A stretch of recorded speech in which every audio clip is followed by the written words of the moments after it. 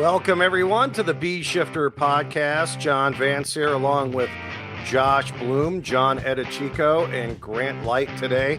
We are talking about thermal imaging and its uses on the fireground, especially when it comes to the IC, both IC1 and IC2, and decision making, and how it's probably a tool that is not used all the time appropriately, or people haven't simply trained on it. So that's, if you're one of those folks, you're thinking maybe you have not trained to your fullest potential on using this very valuable tool on the fireground, stick around on the podcast because we're going to talk a lot about it. If you're watching us on YouTube or on one of the social media channels, we'll have a lot of visual today as well. So we'll be showing you some examples. If you're just listening to us on audio, there's a link to see all the visuals in the show notes. First of all, I just want to introduce everybody. Josh Blum is our program manager. How are you doing today, Josh? I'm doing very good. Happy to be on here. Was on the road last week in Worcester with those guys. That was fantastic. Always good catching up with organizations like that, as well as all the other organizations, and talking everything fire with tactics and command, and hearing where they're at and what they've done and so on. So just like anytime I'm on the road, this week's it's Monday, so it's catch up day. Yeah, it is. And also here is Grant Light. Grant Light, you may have seen or heard on some of our other podcasts. He's a lead instructor for Blue Card, retired lieutenant from the Cincinnati Fire Department, where he rode the rescue. He's still out there involved in USAR and training, and of course, Blue Card and safety. And Grant will be teaching a class. I think you're on a couple of classes, actually, at the 2025 Blue Card Hazard Zone Conference. What classes are you doing this year, Grant? Well, I'm excited to be back at the conference. It's last year was unbelievable. It was a great event. I really enjoyed it. A lot of networking, a lot of meeting people from all over the country. So it was great. This year we're going to kind of do a review of the hazmat module that's out there for fire departments to use to do their hazmat training, their annual hazmat training for their company officers and all their firemen. And then we're also going to kind of review the tech rescue series that we're working on getting online for like the first in company officer at a tech rescue event. A lot of the people out there, company officers are not tech rescue people. So it's easy to show up at something like that and be overwhelmed. So we're going to try to bring them up to speed, not make them, whiz bang wizards, but understand what's going to happen and what should happen at most of the normal, for lack of a better term, tech rescue events, trench, confined space, things like that, where there are a lot of rules and regulations and things that can hurt them or their company, and just so they understand the ways to avoid that and get the show rolling at the front end, so that as their team rolls in or another team rolls in that is qualified at that level, they're able to kind of set it up for them. Excellent. Well, I look forward to that class. I know whenever I sit through anything that Grant is doing, I learn a lot from him. So I'm looking forward to that at the Hazard Zone Conference. And then our other guest today is John Eadiccio. John has the most butchered name in the Blue Card cadre, I think.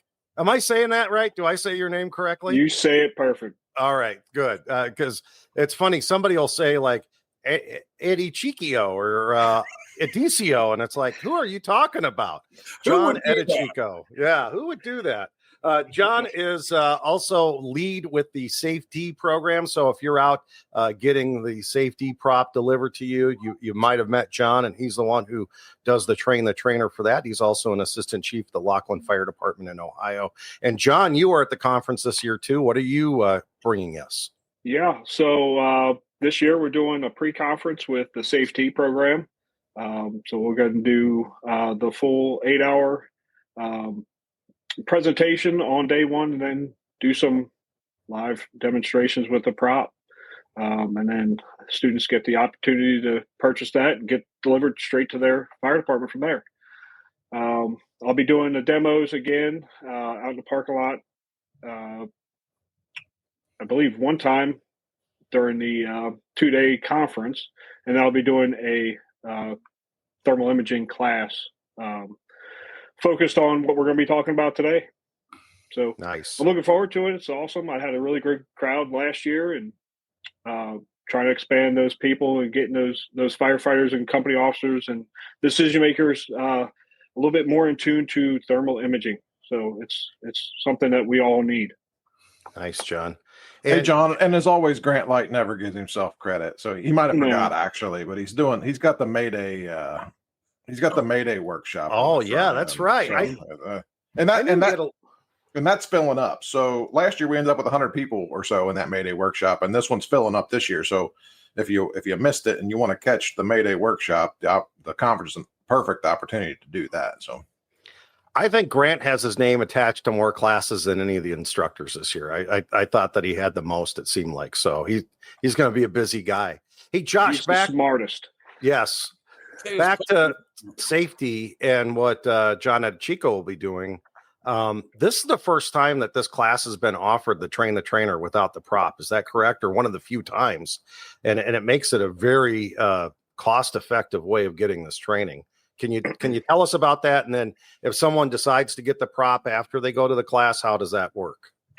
Yeah, so I think it actually came up 2 years ago when John and when they were doing the demos at the conference, and people saw the value in just that part of it, and then many organizations bought the prop, and then we went on site and did the training there with them the full 2 days. So we thought we would expand it this year since we do the pre-conference workshops anyway. So the class that they're going to deliver over 2 days is the exact same size up fire extinguishment tactics class that they would deliver if you bought a prop and they were delivering at your organization. So you'll get the 2 full days, classroom 1 day, all the burns the second day, and all of the everybody who goes through that will leave with the full curriculum package. So they'll get the full curriculum as far as the PowerPoints, instructor guides, and all the supporting material for it.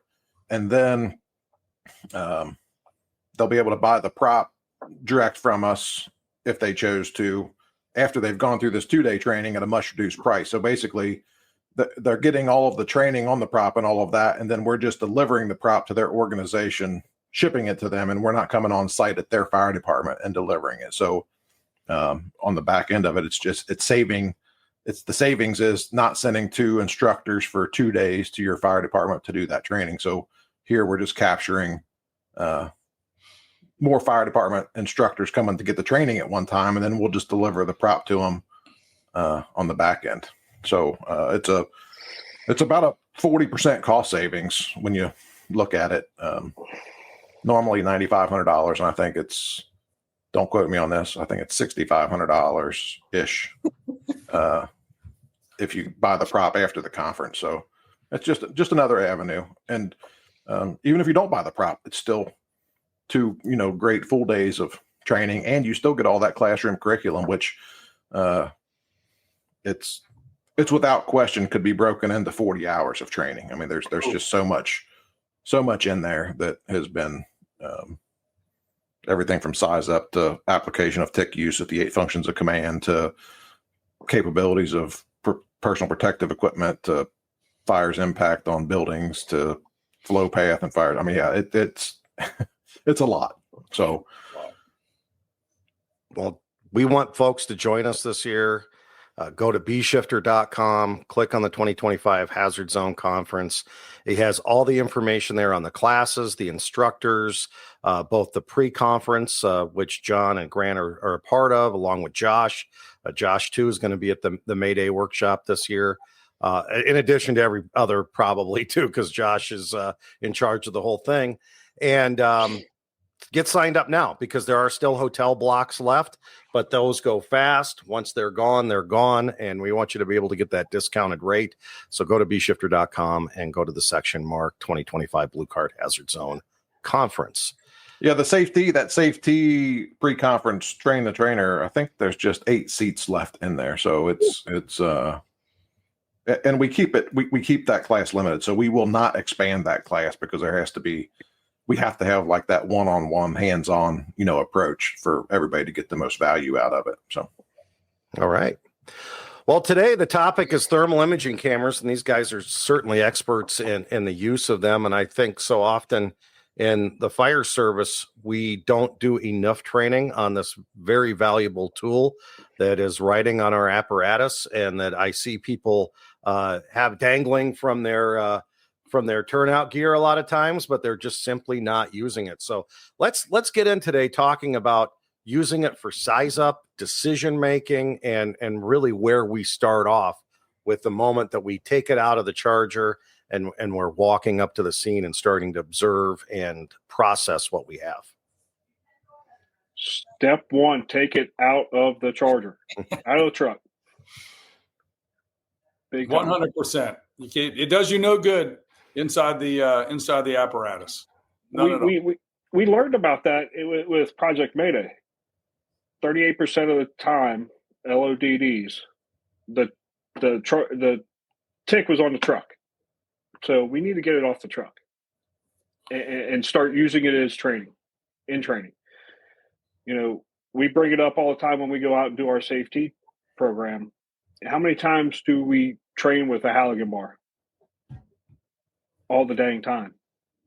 And if we don't get used to training with the thermal imager, you're not going to be any good with it. So, and isn't that one of the reasons why people don't take it? Because of the training piece, they don't see the value. I think people don't see the value in it, or they don't know what its real capabilities are, or what it really does, or the benefits that it will have for them. The only time they get to use it, like you said, the fire department throws it on the truck, and then people are like, "Well, I'm not taking that." It's it used to be that it weighed too much, but with technology and all that, that's no longer could be an excuse, because they're they're much lighter in capability, right? Yeah, you can, yeah, that's not an issue. But the training piece of, they just throw it on there, and the only thing people know is to turn it on and off. Just here locally, I think we've put 400 or so people in this Cincinnati region through that tech training that we're doing here through the working group. And how many people that show up to that and have no idea, except for this is how I turn it on, this is how I turn it off. Well, do you know that it has, other function or capability? And then you ask them, I think not one person actually that you've ever asked in any class I've ever been at said that they've ever had any formal tech training, right, John? Is that? It's very few people raise their hands when we ask that question. I think the letdown that people get is it's hard. You have to have a good imagination to set up a good tick training in the firehouse, right? So all they do is go look at the stove, then they go and they have somebody lay in the bunk room, and they look in the bunk room and they go, okay, I guess I got it, because that's all the training they get. And I think that's the failure, is that they don't realize all the nuances that thermal imager brings to the table, and also that things aren't going to be as they assume they are when they just do their training in the firehouse, which is a big thing we stress when we do our tick trainings with the working group, is that, nothing's guaranteed. You go into your bunk room, and we always joke that, you look at the guy laying on the bunk room floor or sitting in the bunk, whatever, we tell somebody, go in there and hide and we'll come find you. And that's tick training. Is that, every bunk room in the United States of America is about 40 degrees. I don't know why, but they are.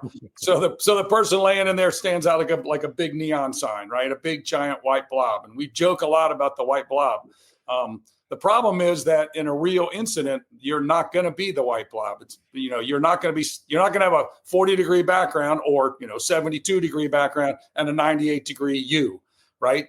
You're going to get radiated with the heat, just like everything else in the building. So at some point, you or a human or the victim is going to level out as the same temperature as everything else in the room. And so then all of a sudden, they don't stand out like they do in that training. And unless you've been trained to really, really look at the nuances in the gray scale of that camera, you're going to miss what you're looking for.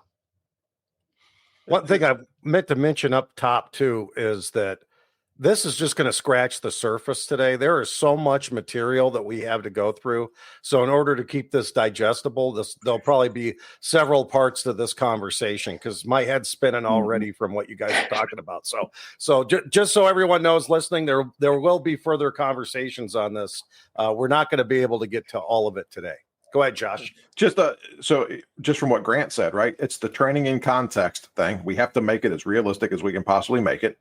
And then we just we did that training on the training scars, right? And I think, John, you said it got several thousand, views already because everybody has lived through that. Well, that training in the bunk room, training in the firehouse, seeing something that's not real. I pick the camera up and I look at John, who's driving the truck today, and it's like, it's not going to look like that.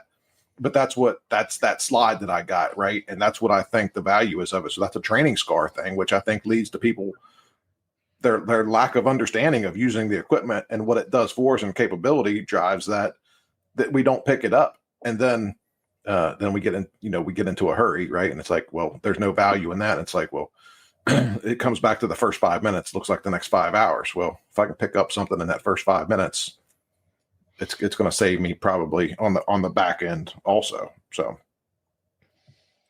well, let's go to some slides here. If you're along with us on YouTube or on social media, you'll see them. If not, you can tune into our YouTube channel and check it out.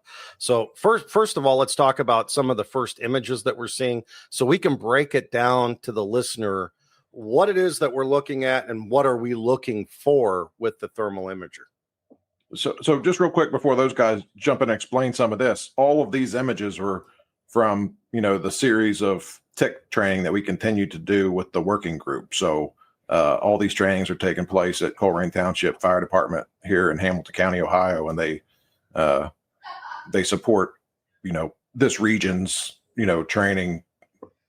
If it wasn't for them, we probably wouldn't be doing what we were doing with a whole lot of this.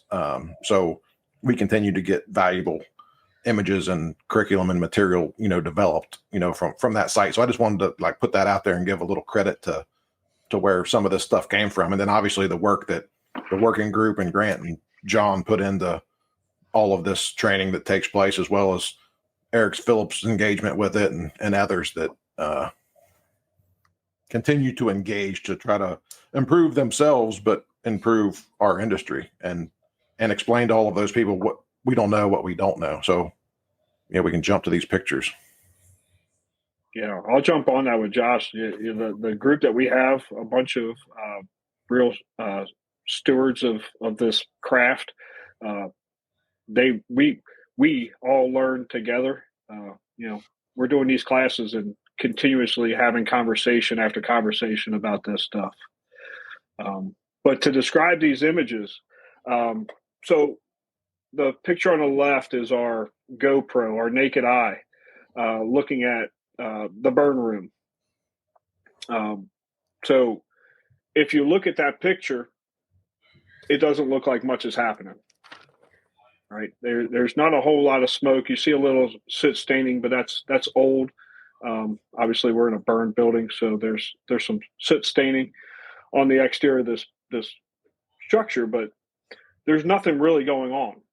And then when we use the thermal imager, we want to go systematically around this building to identify where this heat is potentially coming from and where's it going to, and what kind of decisions am I going to make based on what I see and can interpret on that screen. So we're using a Seek Fire Pro camera on this, so it has a few different modes on it. So the first picture in the middle there, looking at the thermal imager in the basic mode. So it's going to look at things in the grayscale until it gets to about 302 degrees. Once we see colors, it's above that threshold, and then we get into yellows, oranges, and reds.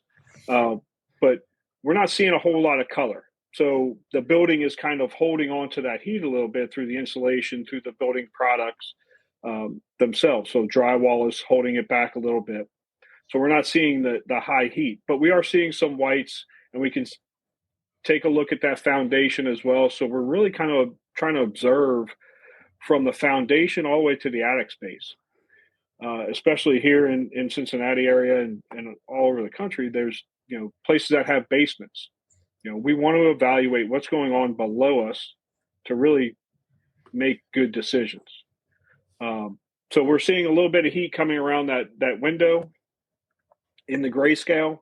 Now, when we flip over to the survey mode, what that does is it increases our ability to see heat at a lower temperature. So if you look at the scale on the right-hand picture, It's got a blue hue. It's got a little S on the bottom left-hand corner. And it also drops the temperature from 300 degrees down to 150 degrees, where we're going to start seeing color. This is especially essential if you have this ability to do this. No matter what brand you're using, if you have the ability to lower that temperature, especially in your 360s, it's going to be able to see that colorization that's going to grab our eyes a little bit earlier than the grayscale. Because if I'm looking at that center picture, is that the sun radiating off to the side of the building? Or is that actual heat that I'm seeing that's from the fire inside the building? When I switch over to survey mode, I can now differentiate a little bit clearer what is what. John, are all cameras created equal? I mean, is the option to get, how do you get into survey mode? Are they all programmed different? And is there options for the end users to program them in kind of a custom configuration? Yeah, all the above. So there's with the seat camera, depending on the version or the model that you get, is depending if you're going to get survey mode. They put it in the small camera, but the NFPA compliant camera in the beginning, they didn't put it in. So it just depends. Depends on what you got. And it really, it's fairly simple to get into and get out of. It's a click of a couple of buttons to get into that survey mode and get back into firefighting mode when I want to go back inside and do get the job done inside. I need to go back into firefighting mode because that's essential that I do that, because I'm just going to get saturated with colors. But it all depends on the brand you have and how it operates. There is a standard. The 1801, FPA 1801 is the standard of interoperability, but it didn't really do anything as far as how to get to those different modes inside your camera. I kind of look at it like it's kind of like the SCBA, John. Like the MSA pass device. There's buttons that do certain things, right, and that you can see. How much pressure do I have? Well, how much based on my breathing rate? How much air do I have, and all of that? Well, MSA is different than Scott, different than every other manufacturer. So that just comes back to the training thing, right? And I know we're just trying to drive the bus on that as far as you have to get it out. You have to train on your equipment. Absolutely. If you get a new thermal imager and you're used to the old one button on off and that's it, there's a lot of options built in there that you can, and you don't have to dive deep. They make it easy to get to because they know you got your big fire gloves on and all that kind of stuff, but you do have to know how to do it. You have to know how to find those different modes. If you look at the two thermal imaging pictures up there, you can see on the right-hand side that you can see where the color differences come in. So when they're the far right with the blue tint survey mode, you can see like the yellow you see around the window is going to be around 200 degrees. So that's, telling you that's probably not just sun reflecting off of that zone, right? It gives you an idea what that temperature is. Whereas the yellow in the center picture is more like 400 degrees, right? So you can see how that survey mode drops those colors down and makes it easier to pick things out, but you got to know where to look to know what the information's telling you. Moving on now to some other examples here. What are we seeing here in these pictures? Go ahead, John. So again, going left to right, not a whole lot going on in the left picture. We're looking at a window. Obviously, all of our pallets in front of it, and there's not a whole lot going on. So what nothing showing means is there nothing going on, right? The study out of Chicago that it went vent limited, and then as soon as the door gets open, what happens to that fire? There's still heat and there's still energy inside of that building, but it's just not flowing with heat and outside of the structure with smoke. But when we look at the thermal imager, now we're seeing a little bit more energy being produced outside those windows. So both in the basic mode and in the survey mode, there's a lot more energy than just the sun shining on that window. So how close is that fire to where we're looking? I'd venture to say pretty close.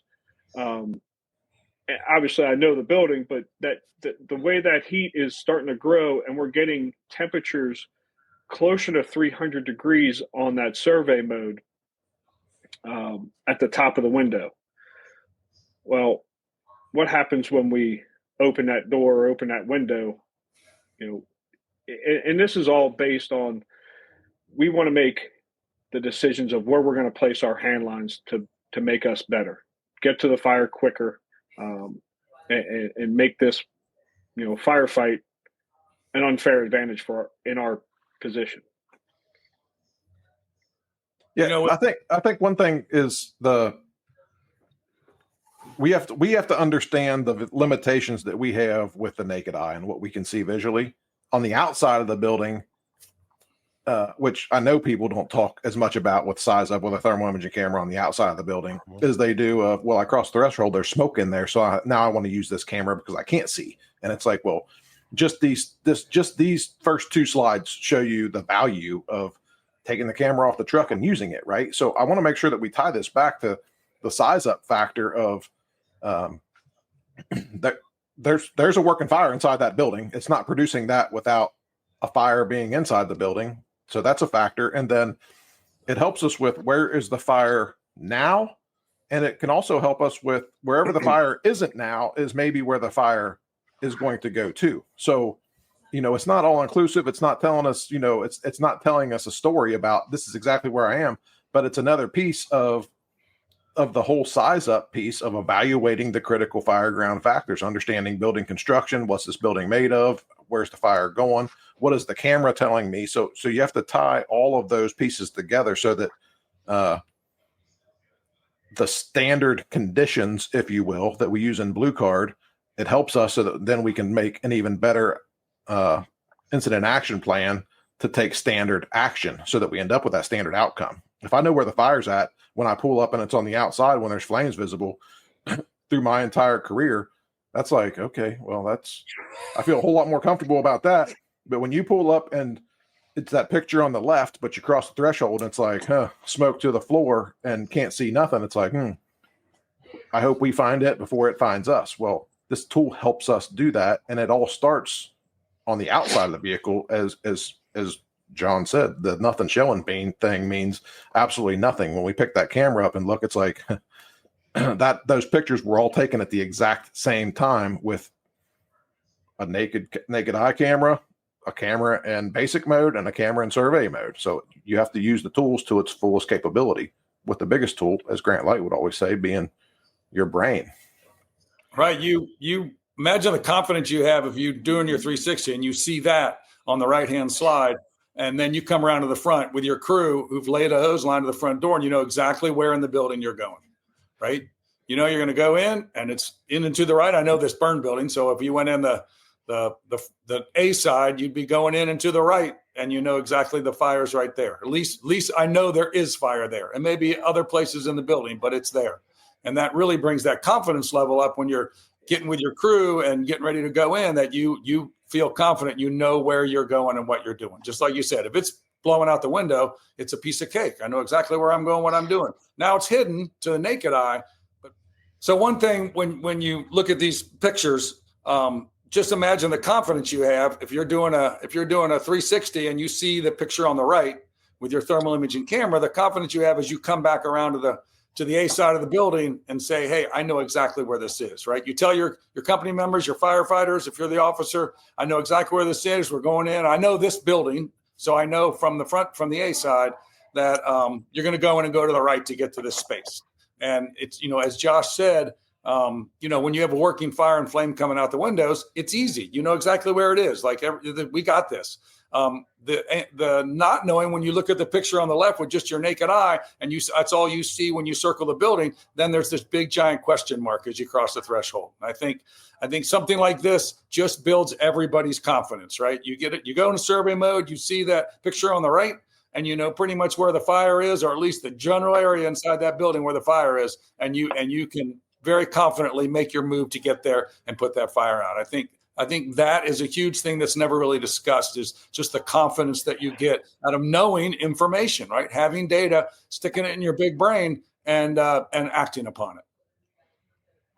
We can back up a little bit when we're looking at the screen, because this is a unknown from a lot of people. When I ask this question, people don't really understand it all the time. So if you could explain it, when we look at the temperature, what is the temperature reading versus the colors that we're seeing and the scale that we see? So how do those three things converge together, and really what should we be looking at? So we should not be looking at that temperature, spot temperature in the middle of that screen. It is dead wrong. It's very inaccurate. As a matter of fact, in that interoperability standard, it was taken out of the basic mode because firefighters were getting caught looking at that and being like, it's only 115 degrees. Well, they failed to recognize the oranges and reds that were above their head that were 8, 9, 1,000 degrees. So we should be looking at and understanding where our cameras start colorizing, because if you have a FLIR camera, there's a mode inside of that FLIR camera that starts colorizing at 500 degrees rather than 300 degrees. So my cameras, I have them set to going, start colorizing at 300 degrees. If I see yellows, oranges, and reds, and I have a hand line, we're putting water into that space, and we're becoming the magic eraser, right? We're erasing colors. So that's where we need to start is we need to, if we're seeing colors in our screen, we need to do something about it. The other side of things is we need to start living in the world of grays. Grant said it earlier. We don't, typically see a bright white Grant light sitting on a bed, in a fire. They're going to be somewhere in the shades of gray. We call them blobs. We laugh about it, but everybody is a shape, is a blobby shape. So we need to understand what we're looking for when we see straight lines. That's probably human made, not a human, So we need to look for those odd shaped things, whether it's a bunch of pillows or a person. It's something to investigate and put our hands on. So in the beginning, we need to start, how does this thing turn on? How do we look at it? What does the colors mean to us and that specific camera that we purchased? How to get to different modes if we have the availability, and we need to go down that path first, and then we need to, and that's what we do with our classes. We talk about that in the front end to get them just starting to understand what capabilities we have with these things. From there, then we go in, do the safety dollhouse prop. We do a big 360 with them, and then we take them inside. And once they come out of that, they've got 4 hours of just looking at the thermal imaging and understanding what they're seeing on their camera and what does their partner see on their camera versus, and we've gotten a lot of good feedback of people saying, we made decisions of what we're going to buy because we went to that class. So there's so much to this, JV, that we could talk for hours, days. So one nice thing is that taking the training into the crawl, walk, run mode, right? Where we talk about it, we go over it, we explain a lot of things. We don't go way in depth on how a thermal imager really works. I mean, do we need to? I don't know how it works. I don't know how my phone works, but I know I can call, the other side of the planet on it, right? I know how to use it. I don't really know how. I need to know how it works. And so the workings on the inside, I don't know. I don't think it's really that important. What you need to know is the information you can glean from the screen, which is exactly it. The camera doesn't tell you anything. And we really stress that. The camera just shows you a picture. The only way you could get anything from that picture is what you get with your brain by looking at it and determining what it's showing you, right? It doesn't have a little arrow that comes up and says human here, this, there. It does in a way because of colors show you where high heat is, so generally fire. but it doesn't show you, it doesn't tell you anything. It just shows you a picture on a screen. I think the other thing that we really stress to people is that when you're training with it, you're, generally in a firehouse, like we said in the beginning, doing that kind of stuff. And when you get in a real incident, all of a sudden you take away some things and you add some things. If you're a person that wears glasses or needs their arm to get longer and longer and longer to read words on a piece of paper, which most of us do as we age, then all of a sudden things are going to be out of focus for you, right? If you don't have the insert in your SCBA face piece. So first off, we added a SCBA face piece, whatever brand it is. We now have that on when we're going to use that camera in real life. Then we add this weird thing that's found at most fires called smoke in between our SCBA face piece and the screen on the camera.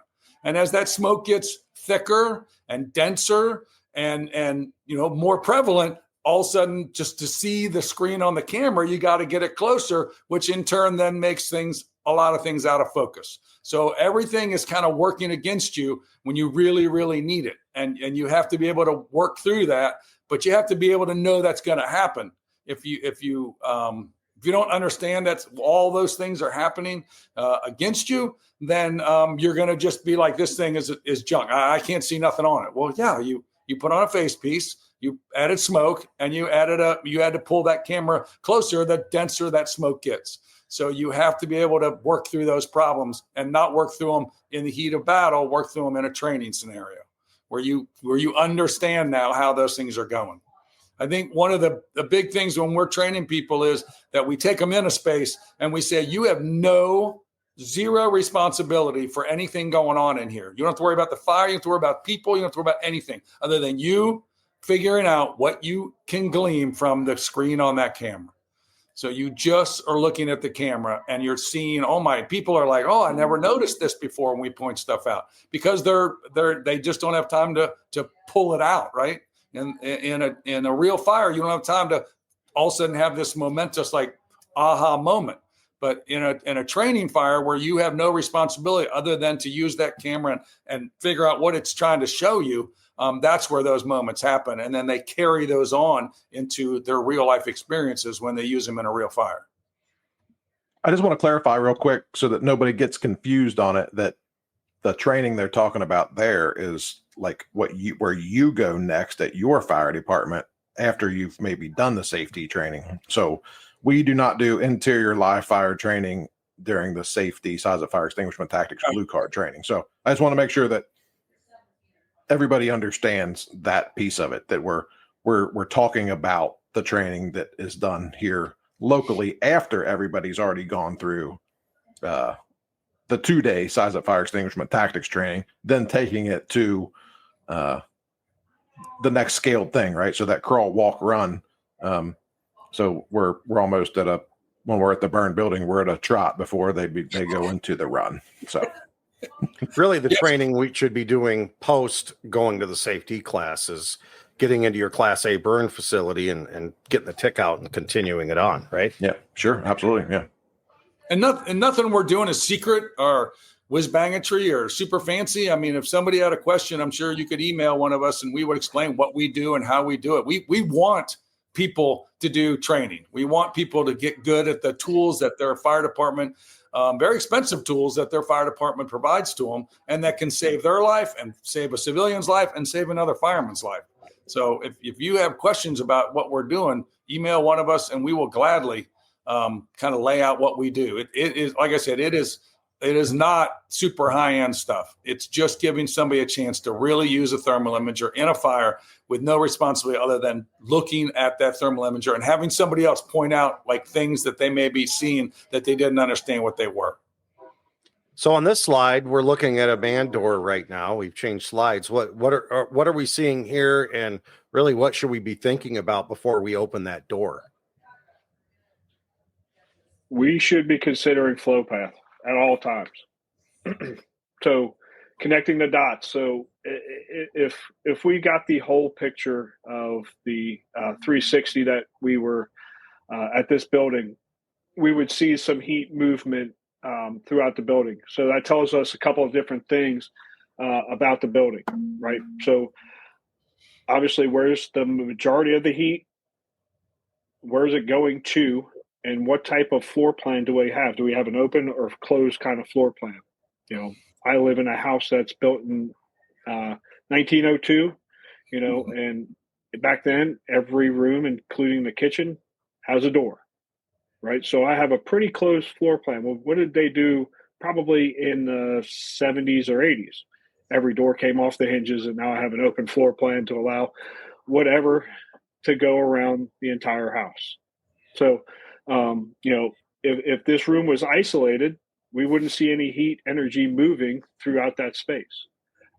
So if I came around to, and what Grant was talking about with that confidence, I come around to my nozzleman and go, hey, that's going to light off as soon as we open this door. You best be ready to start flowing water. And if I have a new firefighter on that nozzle, how much confidence do they have in me as their company officer to make decisions? They're probably happy, right? They got this guy, he's squared away. He knows, it's going to light off. We better start flowing some water. So if I open that door, I should be expecting some heat. Even in the thermal engine basic mode, I've got some yellows behind that door. What happens when that is, oranges and reds? And it's just smoke, right? It's just smoke. Well, we should be flowing into smoke, cooling the environment for us and them, right? Providing getting water towards the target as much as possible. So if I'm looking at this picture, I'm telling my nozzleman, we're opening this door, we're flowing water. And we probably are flowing water on the door prior to even opening it and starting the cooling process as soon as we possibly can. So it's pretty obvious. It's pretty obvious from looking at this that, we've got high heat in this area, and this is in survey mode, and we're still in the 300s. So probably going to be going up from there. Right. So as John said, as we open that door, we know things are going to have a lot of smoke coming out toward us. Right. That heat at the ceiling level, especially if it's that hot on the outside, means it's gone through the drywall in the building, gone through the insulation that's in the building, gone through the siding that's on the outside of the house. This camera isn't seeing through all that. The camera's just picking this heat up on the exterior of the building. There's that much heat on the exterior of the building. So that's a pretty good sign that there's stuff going on inside there. So you got to keep that in mind. It's not looking through magically through that solid wall. That heat has come through the building to the outside and still showing 300 degrees. And that's a lot. In a house, that would be a whole lot on the outside of the building. That has leaked out through all the insulation, all the stuff we do to protect it, protect our home from the heat going the other way, right? Coming in, or the heat we'd have inside at the wintertime from coming out. So that's saying a lot about the heat level on the inside of that structure. Let me just point out too that spot temperature in the center of is reading 76 degrees. And if we're just reading that it's 76 degrees. And you couldn't touch that door right now. You could touch it, but not for, you're going to pay for it. Better have a glove on. Yeah. Right. So that reference point, it's not a very good measurement. So we should take that out of our brain to look at that little measurement on the bottom right-hand corner. And that's why they took it out of the standard mode, right? Because it was tricking people into thinking something that wasn't true. So where is this fire going to be in the next 2 to 3 minutes? Well, fire, I mean, it's clearly at the top, so it's going to be looking for any breach that it can go. So looking at that picture, it's going to be navigating, it seems, more up to the top and to the left. And in this case, that door is actually fully closed. So it's a steel fire door that is totally closed, and that's what we're seeing from the outside. So it appears that is extending, up, and then as looking at this picture, and to the left. So in this case, that second floor, it's exposing that entire second floor to temperatures in the ceiling, in this case, that were 700 to 1,000 degrees, because that the space above that door was like 3 feet. So the ceiling temperatures, 1,000 degrees. So it's going to navigate and move up. And then, if you're talking about any other kind of like John's house, 1902, if you got balloon frame construction and it finds a void space, oh yeah, it's over. I mean, I shouldn't say over, but it's going to be on every floor above that spot, right? So it's going to be looking to travel vertically. If it can't travel vertically, it starts traveling horizontally. So in this case, it's traveled horizontally as far as it can go, and now it's looking to where am I going to go next? Path of least resistance. So here, we're showing some other information now with the slide that we have of this man door. You guys have already talked about the heat and the color up on the eave roof line. The door was cracked open a little bit. We start to see more colors coming out. And then how can you tell air intake from looking through your camera? What's a clue there? So you're going to start seeing darker colors typically. So if you look at that, there's some white on the bottom there. There's also some dark colors moving through there. So it's really kind of hard to see, but your eye has to be trained to look for it. You're going to see cooler air in a darker, towards the black of the grayscale, moving across. And one of our big things that we talk about is, using the camera as a point shoot, process the information, and then move on. Don't use the camera as a video camera and start moving it around, like you do at grandma's 100th birthday party. And you're trying to capture everything. It's just point, shoot, process everything, look at the nuances. You're going to pick them up on the bottom side of your camera. So you're going to try and look for those darker colors. So one thing, John, going back to some things that some people we've forgotten about, if we're standing in the energy with a camera, it's hard to see it. But if we can get ourselves out of it, so the lower we are into a cooler space, looking from a place that has less energy movement to a place that has more energy movement, the better the camera is going to operate and the clearer and better the image will be. So that whole tunneling piece that we talk about in the Size Up Fire Extinguishment Tactics class and has been talked about, in fire books forever, that tunnel, if you will, that you hear some people, old guys talk about. We used to dive into that smoke tunnel because it was where the fresh air was that was going back to the seat of the fire. Well, when you use a camera and you get down lower, and if you can see into that tunnel space at a vent point or anywhere in the building, you'll see smoke and energy should be moving towards you, but you can actually see where the oxygen intake is coming in and it's picking up and mixing with the fuel and it's going back in. So from that lower space, you can see the smoke actually move away from you, or the convected energy, if you will, moving away from you. So if you're standing up looking at the outside, I can see something coming out, but if I can get to where that neutral plane is, where that smoke and fuel's mixing back, I can also see where it's going back in. So, there's value in that because of that breadcrumb trail, if you will, of it's going to take you to the fire as quickly as possible if you understand what you're looking at. And that's one of those training things you are not going to get in the firehouse, no matter what. You have to get into a burned building in an IDLH environment, have the camera in your hand, and be able to just focus on the camera. And there's a huge value in that. Yeah, absolutely. It doesn't, like I said, we do the classes that we're doing in Hamilton County, the work group. They're 4-hour classes, yet we have people, the students walk away. They have learned a lot. I mean, every single student says there's just so much I got out of this that I just never knew. And so it's not like you have to do 3 days of training, right? I mean, we do 4 hours and people have gotten a great grasp on what they need to look for on that camera. Let's go to this next slide. Here is a side of the building or a side of the training facility in basic mode, then in survey mode. And what is this telling us about the fire size and extent location when we start looking at the critical factors as we measure them with the thermal imager. John, if you want to go to the next one, I think it's the same picture, but I think it's got, there you go. That we can.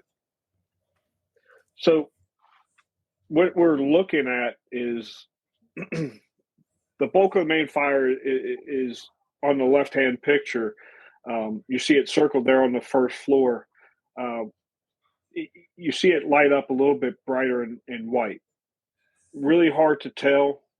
But then when we look at the survey mode, what we're seeing is kind of that plane, that neutral plane being created. And we see cooler air on the bottom side, and it's starting to rise and go up that container. So if we're just looking for colors, we're fooling ourselves. We need to start looking for things in all kinds of the spectrum, right? The white, the bright whites to the bright reds. So in this case, we're seeing things in a white color, and we're a little bit further away from the building, but we're getting a pretty good picture that this fire is starting from the right and moving towards the left-hand side of that screen. So again, creating confidence in what we want in our people. You know, I know where the bulk of the fire is and where it's going. And now I can make decisions on where I'm going to place my people. And then on the top, the second floor, it's a little bit of heat energy moving on that ceiling. There's not a whole lot going on below that. So do I possibly think that this is, you know, being extended through interior walls? You know, checking for extension, putting companies and making decisions as I see number one, where engine 2 is going to go and stretch a line. Right. So now I have a really good idea. I need engine 1's going to go to the bulk of the fire.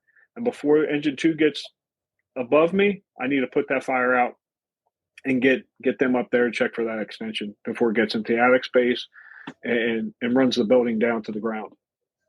Okay, as we start to wind things down, we did mention that this would be a couple of episodes. So this time around, we're really going to concentrate on the basic operations of the thermal imager and then some of the exterior size up that we can do.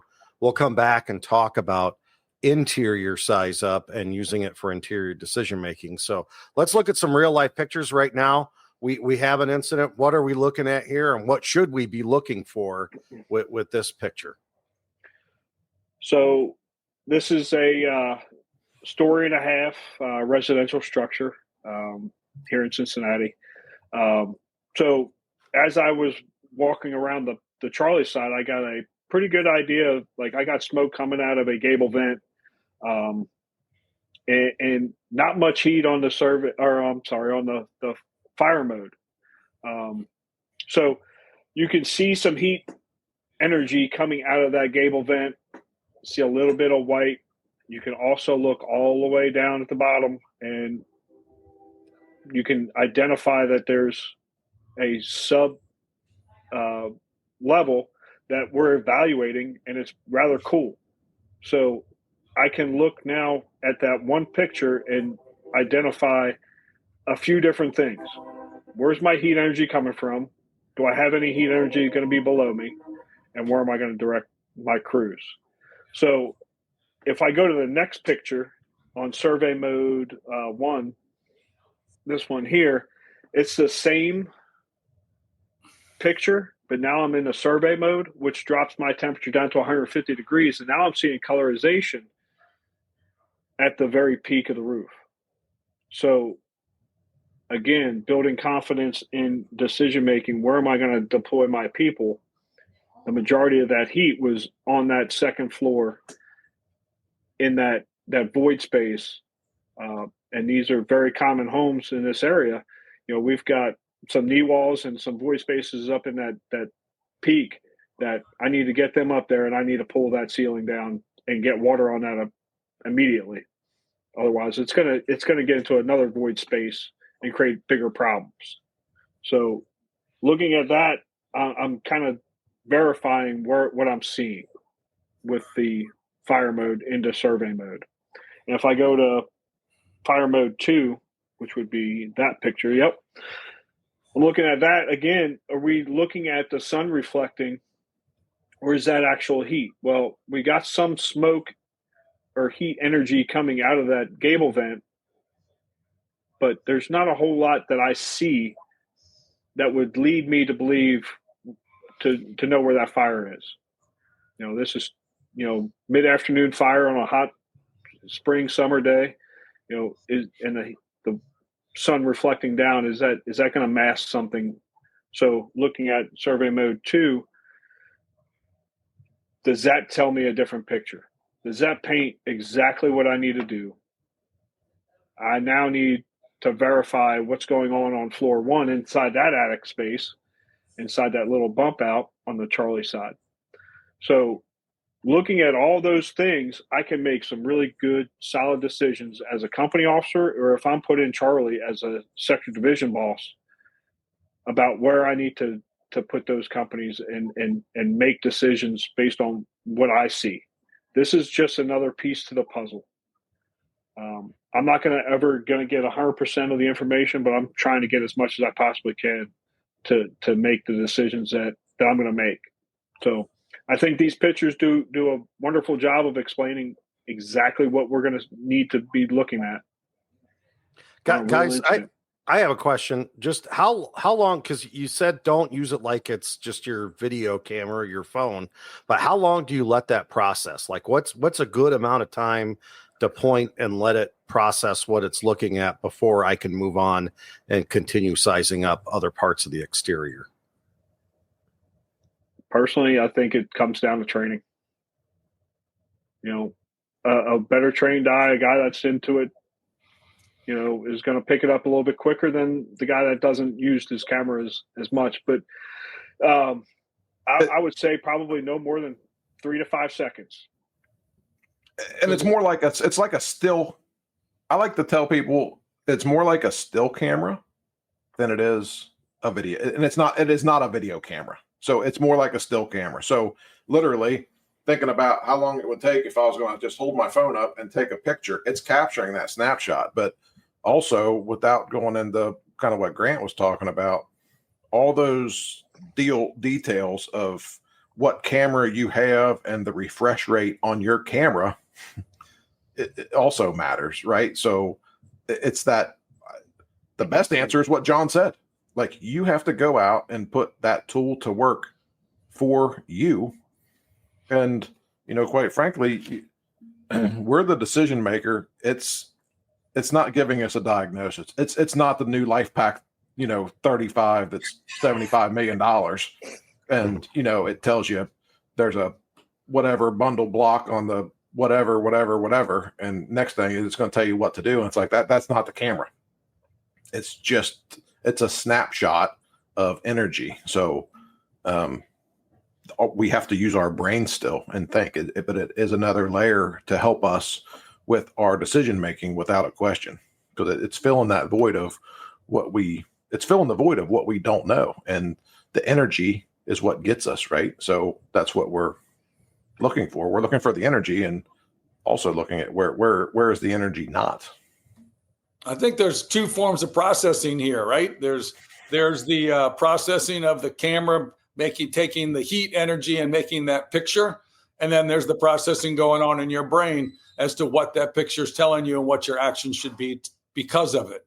And I think as both John and Josh and John said, that second part, your brain part, is going to be faster if you've trained with this camera in these type of situations than if you don't, right?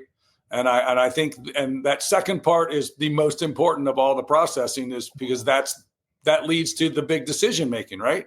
If we look at this, and it's pretty easy to look at this once you understand what it's showing you and say, yeah, we need to get up in that attic space. And like John said, that little lug or bump out, we need to work on that. We need to get to those 2 spaces and get water on there. And what's that confidence level that you have now when you've seen that picture and you understand what it's telling you? Way up, right? As opposed to, wow, the house is full of smoke, we're going to crawl around in here and just try to figure out where it is. We got a really, really good idea from that snapshot right there of where we're going and what we got to do. Yeah, and John mentioned, like, the division boss, you're assigned to Charlie and you're the division back there, and I get back there and it looks like that. Well, I hope it starts getting better, right? But on the flip, if I get back there and it doesn't look like that, and I'm just seeing white, and now all of a sudden I start seeing that, it's like, well, we're not making it, right? So when we talk about that exterior size up, I see one, and then for the most part, really just all the other companies using their camera continuously to evaluate factors, and then the vision boss is using it in geographic areas. It's the tool is invaluable if we have a full understanding on its capabilities, limitations, as well as our capabilities and limitations. Well, yeah, one more video to play here. This is the prop, the safety prop. How does what we've seen here on these actual scenes correlate to what we're going to learn from the prop? And you guys narrate what we're looking at here. Yeah, so the prop is really, I guess, part two. You know, we get in the classroom, we start talking about flow path and start talking about thermal imaging. We talk about search and rescue and water mapping and all kinds of things. The prop is the next step. We go outside, we get this thing lit, and we start moving around the prop and we start talking. And before we get into the building, because we've all been there, you know, you go inside of a building, we've all got SCBAs on. How hard is it to talk? What did he say? I didn't hear him. Oh, well, move on, right? So now we have an ability to have a conversation about what we're really seeing. And it's just like we're talking right now, a nice, easy conversation about what's going on. So in this video, we're looking at the safety prop with the center hallway attachment on the front. And if I'm looking at this and I'm reading this, I see some heat. The higher heat is going to probably catch my eye first, right? That red. So I know the fire's in that room. Where's it going to? I can evaluate that hallway and I can see heat energy coming in and going out, coming in, going out. And that heat energy is starting to turn colors, right? It's in the grayscale and then it's starting to get a little yellow in there. So what do I know about that? It's above 300 degrees, so it's probably going to light off at any moment. So if I'm in that environment, what should I be doing about that? Well, what I said earlier, we're the magic eraser. We have the hose line, put water in, start cooling the atmosphere as much as we possibly can, and as quickly as we can. So if we got around to the other side, the Charlie side, we would evaluate is that heat energy moving anywhere else? So this is a short little video, it's great because now we're seeing some unidirectional, bidirectional flow paths happening. We're seeing some burping happening. Mm-hmm. Some energy is being pulled in. And then once it gets enough, it says, I can't take it anymore, and starts coming out. And then that comes with some heat and color. So we're seeing a whole lot of science happening inside that box. I think that's the neat part about the safety program is every time we do it is a little different. So we see a lot of neat environmental things happening. So yeah, so like as you're looking at that video, that left space where we see the red, that vent is totally open into the fire room. And even with that large vent opening where the main fire is not enough vent to support the fire with oxygen, and it's not enough vent for the exhaust. So, you know, even going down that hallway that's, 20 inches long away from where the fire is, the fire still has enough energy that it's trying to push out somewhere else. Well, it's pushing out there, and then every time it pushes out there, like they were describing, you get that burp, and when it burps out, then it has that it starts sucking air back in. So that center hallway piece is a great tool for people to see.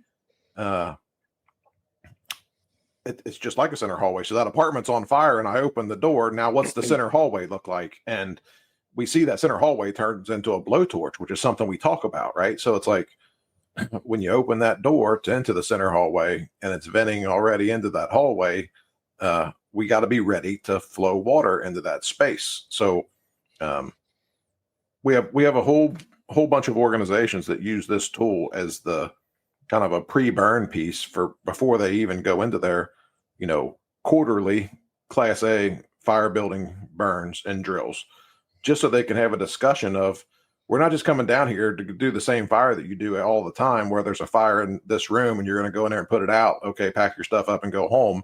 It adds another level of, like John said, in your organization, if you have this tool, you can burn outside 10 or 15 minutes, have a discussion, leave it go. Okay, now we're going to go right into our burn building and we're going to apply some of these things that we just trained on or talked about. So, much more to come on, part 2, 3, 4, 5, and who knows how long this goes. Yeah. Well, it's been a great discussion. I learned a lot today, guys, and I appreciate you being here. And we will continue the discussion. I think the next time we get together on this topic, which hopefully will be soon, we'll talk about using the thermal imager on the inside and how we size up from the inside and how we communicate that and what we're looking at. So I really look forward to that discussion next time around. Are you guys good to hang out just for one more minute? For a timeless tactical truth? All right. Sure.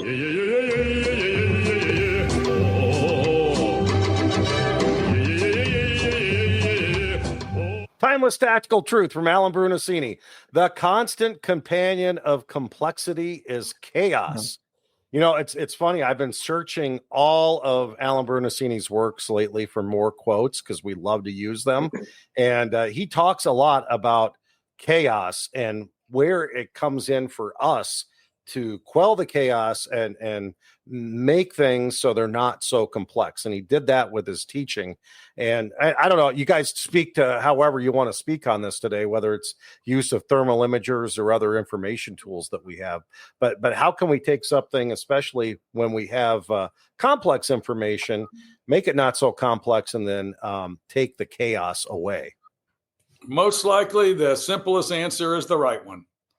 Many times we try to build things up to way more than what they are, and we take a step back and look at it. There's a really simple solution, and if we enact that solution, the problem goes away. Put water on the fire. It's a pretty simple solution most of the time. Yeah. We come there in a big truck carrying it, all this stuff, hose to get it to where we need it, and then just put water on the fire and everything gets better. Yeah, I think simple. Just what Grant said. It really is. Think simple. Work on the basics, right? The basics, what we train on every single day, or we should be training on every single day, right? Checking our rigs, making sure that we're in the right mindset, all that stuff, the simple things.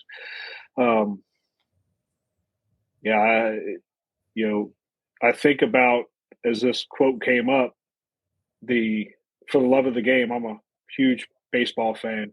For the love of the game, quiet the mechanism. The chaos of Yankee Stadium as we're going to pitch a perfect game or a no-hitter. Quiet the mechanism, work on the basics. Throw the ball. Catcher's mitt, ball to the mitt every single time. And that's what we should be striving for, the ball to the mitt every single time.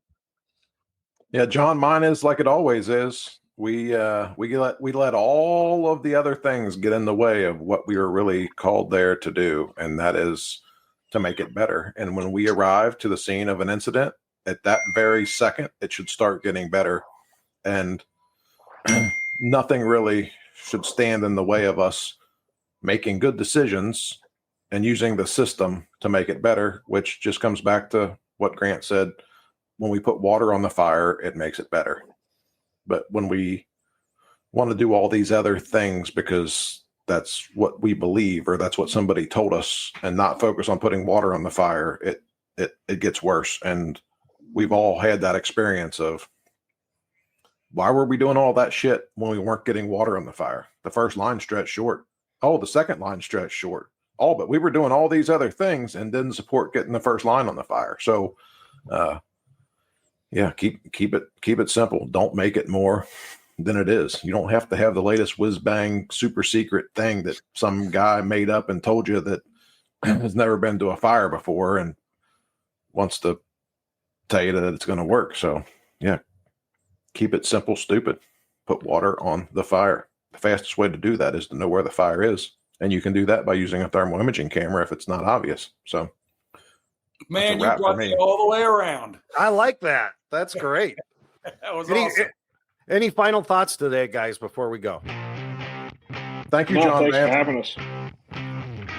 Well, I know you guys are busy, and but we'll get our schedules together. We'll come back, and we'll do part 2 and part 3, and we'll continue on this conversation because I'm sure it's never ending. But thank you so much for taking time today to be on the Bee Shifter podcast, and we want to thank everyone for listening. We'll talk to you again real soon. Thanks.